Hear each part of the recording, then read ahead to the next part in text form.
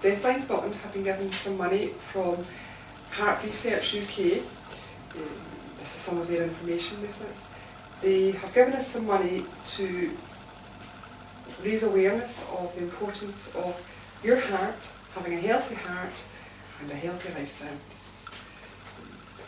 This video is just to give you some surface information on the heart and how you can take care of your heart. Your heart is very, very important. It is roughly in the centre of your chest and it's about the size of a fist. It works every single day, every single second of every single day of your life, so you need to treat it well. It's the strongest muscle in your body and it's there to pump blood around your body, and it ensures that every single organ in your body, right down to your fingernails, the ends of your hair, everything gets all the nutrients carried to it. So it's vital that it functions properly. To do all this, your heart needs its own supply of oxygen and nutrients carried in the blood. If the blood supply to your heart is interrupted, then your heart can be in trouble. On average, your heart pumps 100,000 times every single day. That's for all of us. Children, it pumps a wee bit more. They're growing, they're working a bit faster than us, so it pumps a wee bit more. But for us, adults, it's about 100,000 times a day. Coronary heart disease happens when the blood supply to the heart muscle is reduced, and because the tubes that take all the blood to the heart, the arteries, start to become a wee bit clogged. They become very narrow and they might even get blocked. They have a porridge-like coating, which is fat and cholesterol and all the things that aren't really supposed to be in our blood get trapped in the arteries and clog it up. This happens over many, many years, so if from teenagers onwards we are not having a very healthy diet or a very healthy lifestyle, we won't feel it, but our body will. And all that porridge-like gunk starts to block up in our arteries. When the arteries start to get so clogged up and so blocked or so narrowed that it starts to cause trouble for the heart, that's when things like angina occur. And that's when people maybe often feel chest pain, especially on exercise. You know, if you're climbing a hill, you feel short of breath or you get chest pain, it may be that it's coronary heart disease.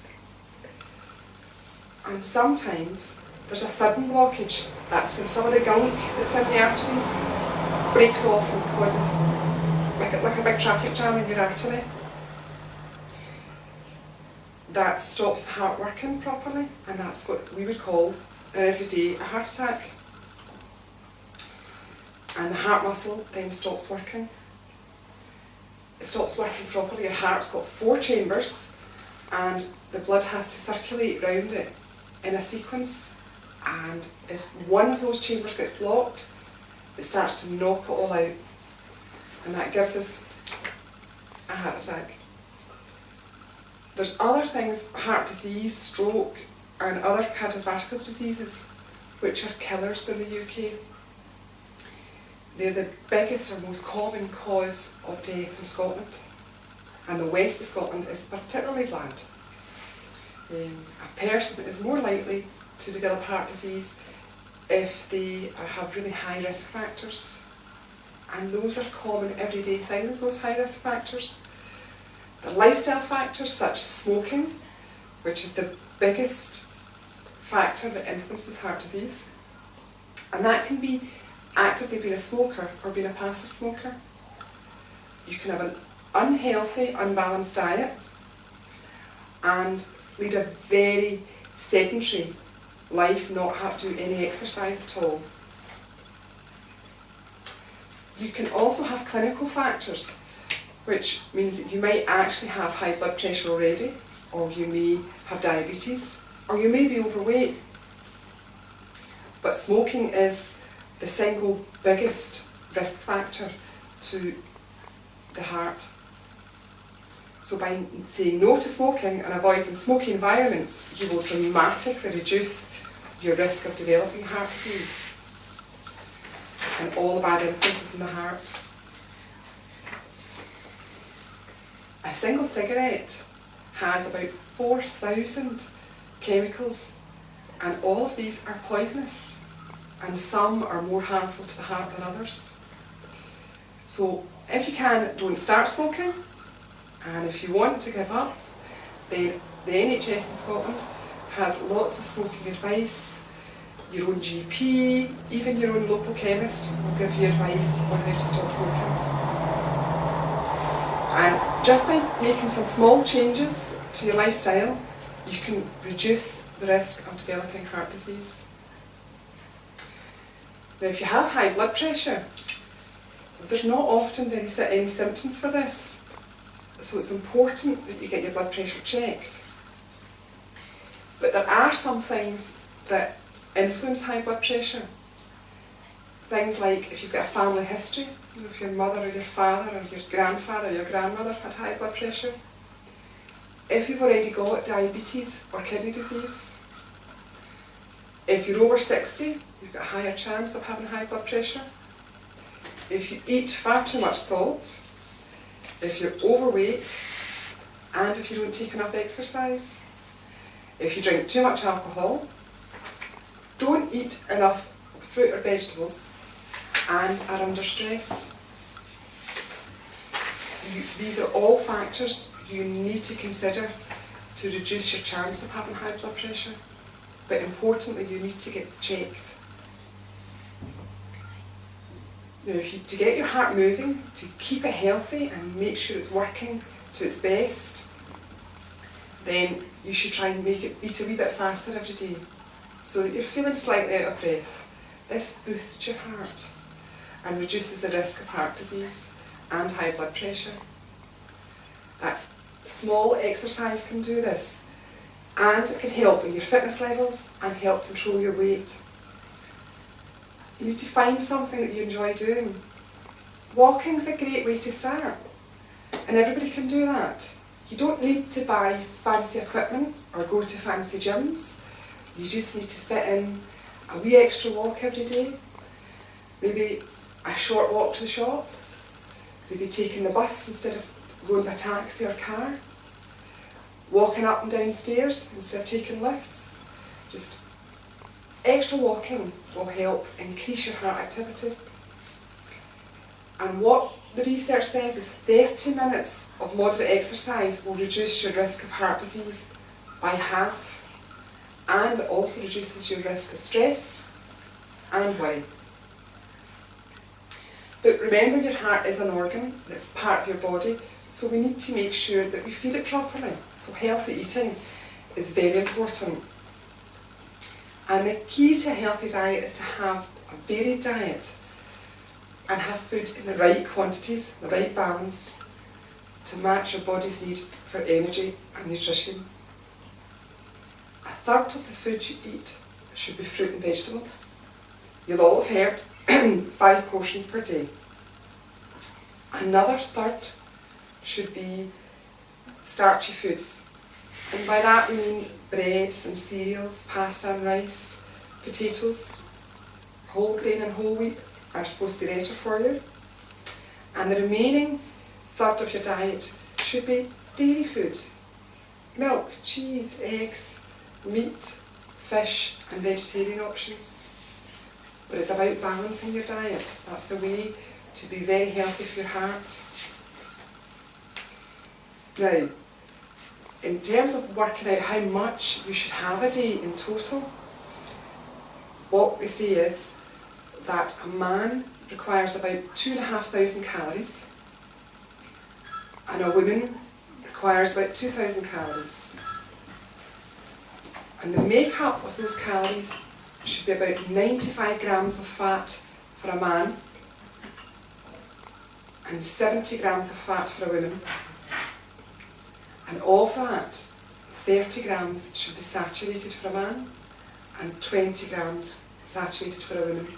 I'll tell you later on about the saturated fats. But you really should try and reduce all of the fats in your diet. To have a balanced diet and the right level of nutrition, we need to look at things like salt. Our body needs small amounts of salt, but eating too much is linked to high blood pressure. Adults should have about 6 grams of salt a day. That's about a teaspoon worth.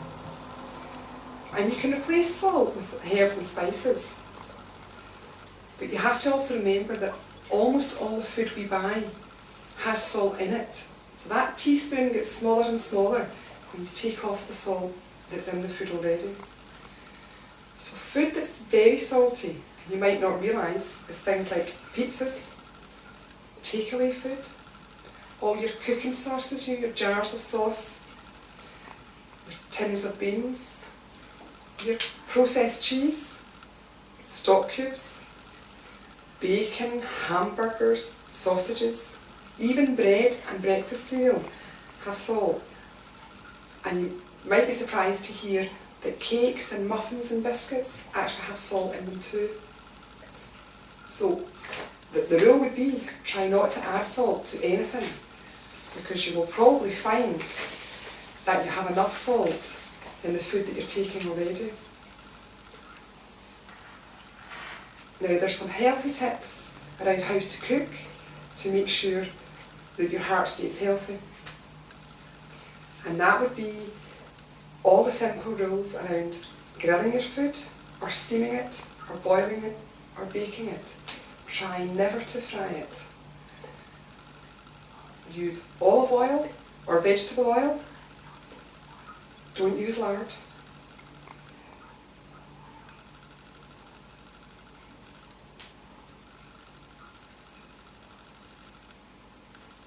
Try things like corn and soya mince and tofu or beans in place of meats. These are vegetarian options. Spread your butter or your margarine very thinly. Go for the reduced fat option if you can. Use skimmed milk or fromage frais or creme fraiche, but not cream. And if you must go for cream, go for the low fat option. Eat at least 2 portions of fish per week. Drink lots and lots of water. And don't add salt when you're cooking or at the table. And remember, you can always be adventurous and try some herbs and spices. Use low salt and low salt stock cubes. And replace your snacks. Use things like carrot sticks or unsalted popcorn and nuts instead of crisps and biscuits and sweets. And very importantly, check the content of the food that you're eating. See how much fat's in it, how much salt's in it. All food in Scotland will have labels that will tell you what's in it. But eating food from all the different groups will give you a nice, healthy, balanced diet.